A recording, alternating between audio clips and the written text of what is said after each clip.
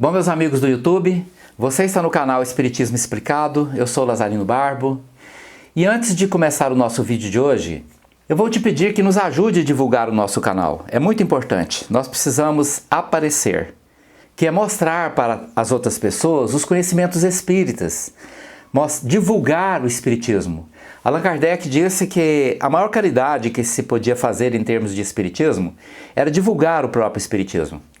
Porque o espiritismo tem o poder de modificar a forma das pessoas pensarem. Ela alarga os horizontes de nossa mente e nos ajuda a crescer. Então você que tem Facebook, peça para entrar no nosso grupo Espiritismo Explicado. Nós temos um grupo Espiritismo Explicado. Então entra lá, curta os nossos vídeos e compartilhe esses vídeos. Compartilhe nos grupos que você pertence. O Espiritismo tem centenas de grupos no Facebook. Então compartilhe dentro daqueles grupos que você participa. Compartilhe com seus amigos para que o nosso canal possa crescer. Bom, hoje o nosso estudo é sobre a pergunta número 8 do Livro dos Espíritos. Lembrando que o Livro dos Espíritos é composto de 1019 perguntas e respostas. E nós temos a pretensão de estudar todas elas. Então, ficaremos juntos muito tempo. Serão 1019 vídeos. E este é o vídeo número 8 sobre esse assunto, né? Olha a pergunta. O que se deve pensar da opinião dos que atribuem a formação primária a uma combinação fortuita da matéria, ou, por outra, ao acaso? Essa é a pergunta que Kardec fez aos espíritos. Vou repetir. Que se deve pensar da opinião dos que atribuem a formação primária a uma combinação fortuita da matéria ou, por outra, ao acaso?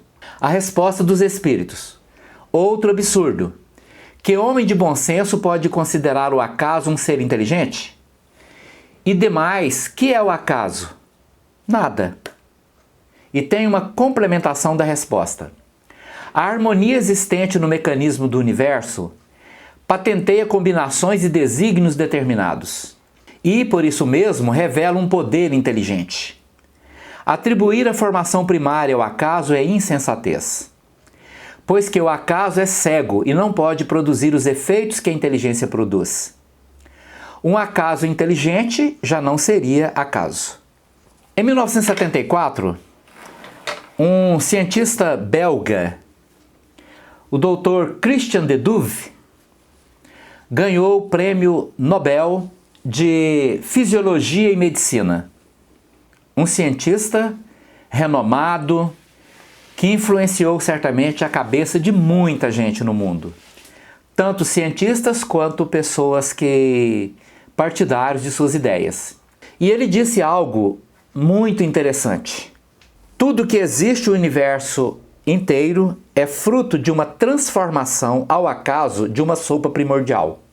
Então imagine que existia uma sopa primordial, onde tudo que existe no universo estava contido nesta sopa primordial, parada, estática, e de repente o acaso começou a transformar essa sopa primordial.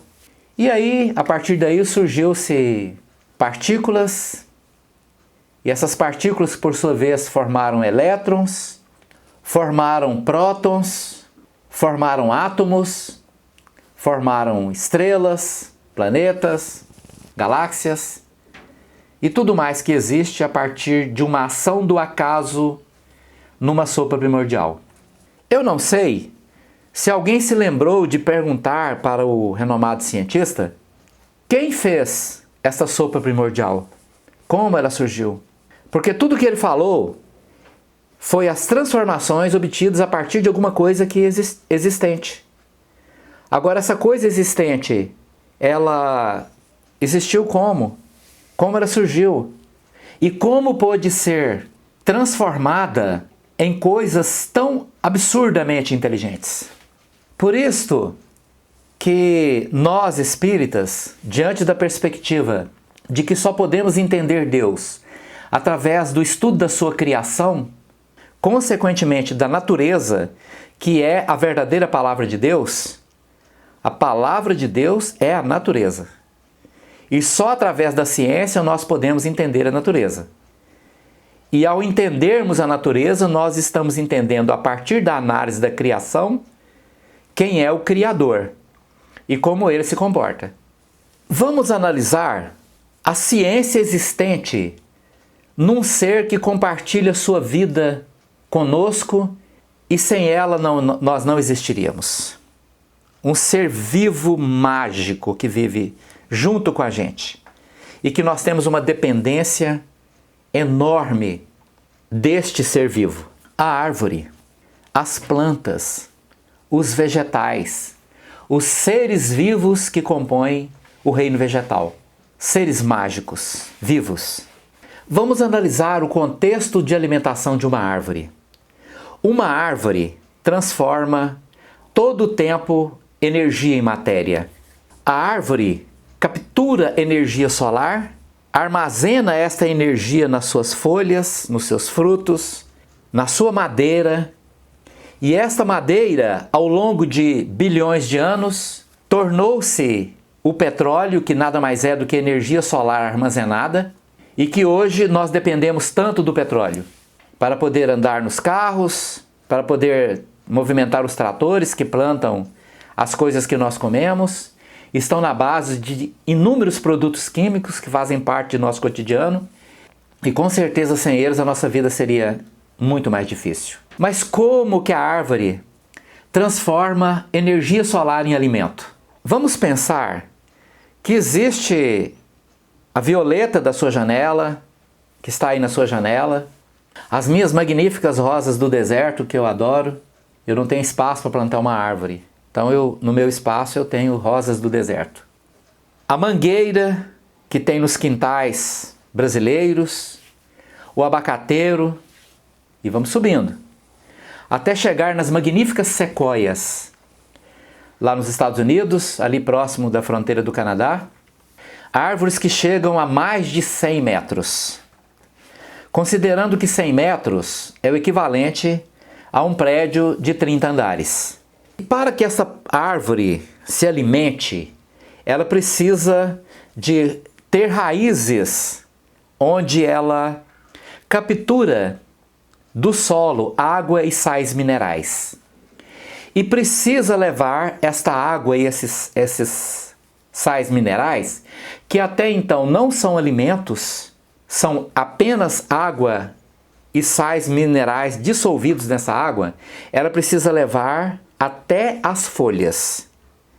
Quando chega nas folhas, ela expõe estas folhas ao sol e captura, através da clorofila, a luz solar e quebra a molécula da água em oxigênio e hidrogênio, separando, e a partir desta quebra ela libera elétrons, e estes elétrons compõem-se na energia que ela vai precisar para poder transformar os sais minerais em água, e a água, agora, ajuntados à energia que ela capturou do sol, no alimento que a mantém, a sustenta e a faz crescer.